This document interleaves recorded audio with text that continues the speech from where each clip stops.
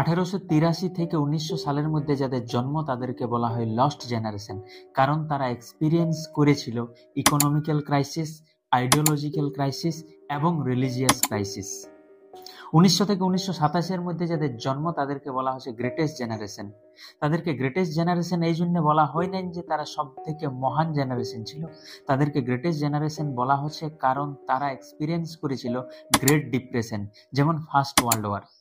Lost জেনারেশনে যে ক্রাইসিসগুলো ছিল, যেমন ইকোনমিক্যাল ক্রাইসিস, আইডিওলজিক্যাল ক্রাইসিস এবং রিলিজিয়াস ক্রাইসিস, সেই ক্রাইসিসগুলো সব কলাপসে পরিণত হয় এই গ্রেটেস্ট জেনারেশনে। 1928 থেকে 1945 সালের মধ্যে যারা জন্মগ্রহণ করে তাদেরকে বলা হয় সাইলেন্ট জেনারেশন, কারণ তারা যখন জন্মগ্রহণ করে সেই সময় বিশাল বড় বড় ডিক্টেটর গুলাই রুল করতেছিল, যেমন হিটলার। আর আমরা জানি হিটলারের রাজত্বকালে সাধারণ লোকের কোনো কিছু বলার অধিকার ছিল না, সেই জন্য এই জেনারেশনটাকে সাইলেন্ট জেনারেশন বলে।